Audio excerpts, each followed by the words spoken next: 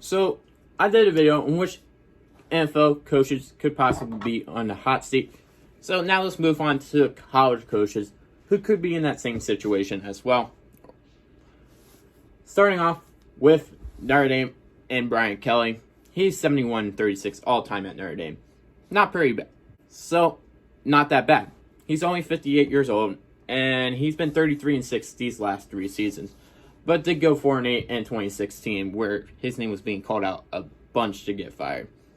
And his biggest problem is he can't win games, especially the big games. So, that's kind of a worry, especially if Notre Dame can possibly pull out someone better than Brian Kelly.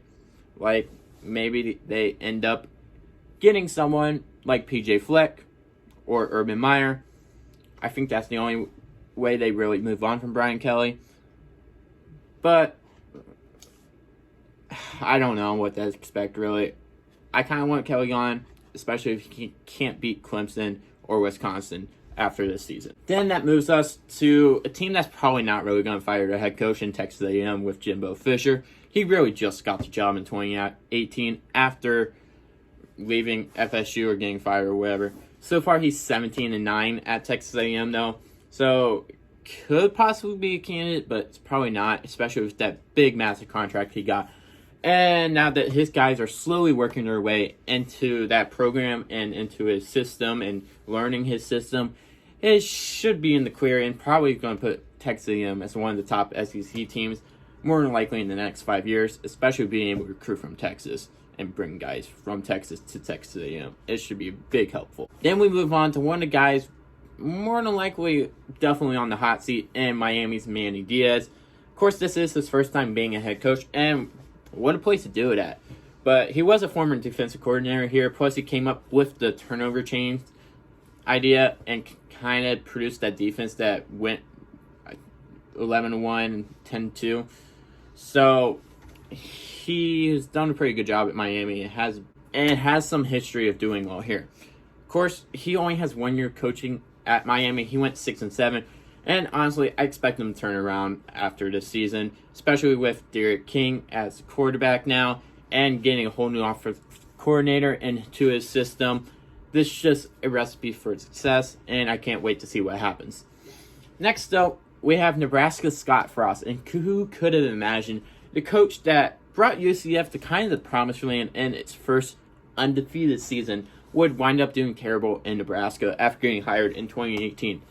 He has gone 9-15 without making a bowl game so far at Nebraska, and hopefully we see a jump here soon, but in a tough Big Ten division, I'm just not so sure about it. It's really just going to take Adrian Martinez playing like everybody kind of expects him to play.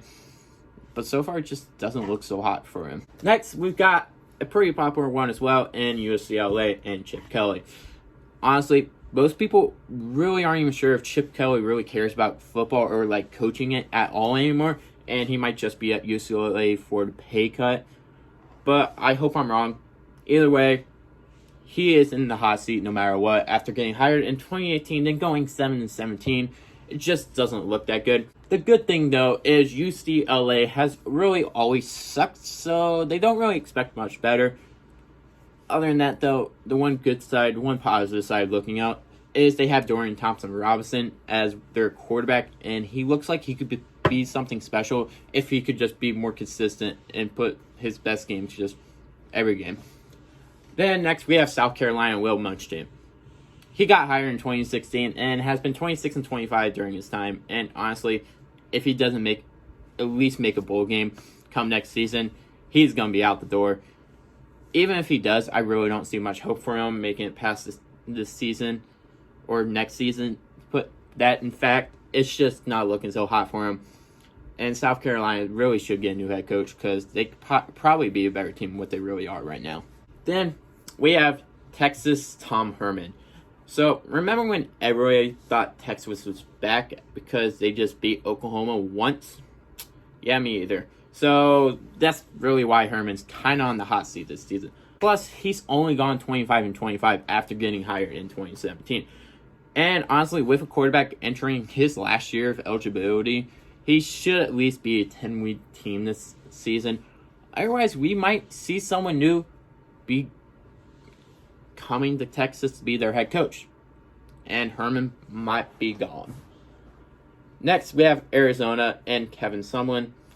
Honestly, I'm not sure how he really got hired in the first place, but he was hired in 2018 and has gone 9-15 since. And I don't see their record getting really any better this year, so I don't know if really someone's going to be here next season or not. And that moves me on to USC and Clay Helton. So, I just want to take a shot at USC fans real quick. But remember when you guys had Coach O as your possible head coach?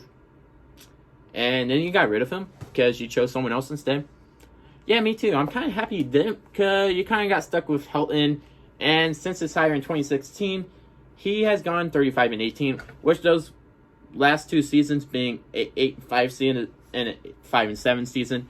And those first two seasons were kind of carried by Sam Darnold and being that good of a quarterback. Anyways, it looks like he has a good quarterback again in Kedon Slovis, so he might get looked out once again for being a bad head coach, really, with some good QB play, some from a great quarterback. So, congratulations, USC. You always find a way to screw things up.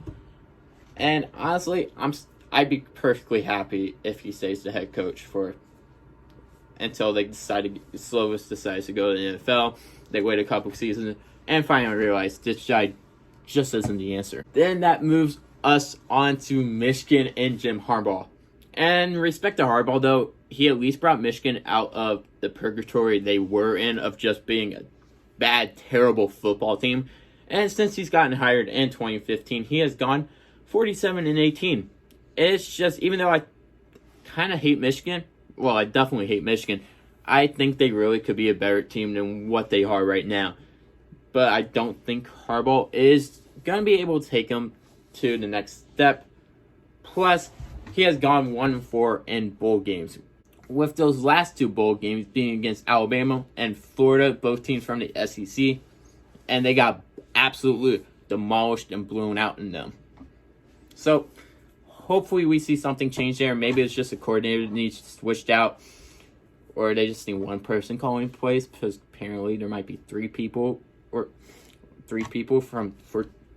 each different area of the field, which is just ridiculous. But it's just not looking so good, especially for a coach that only seems to be winning 8 to 10 games every single season. So, those are my coaches that could possibly be on the hot seat for this college season.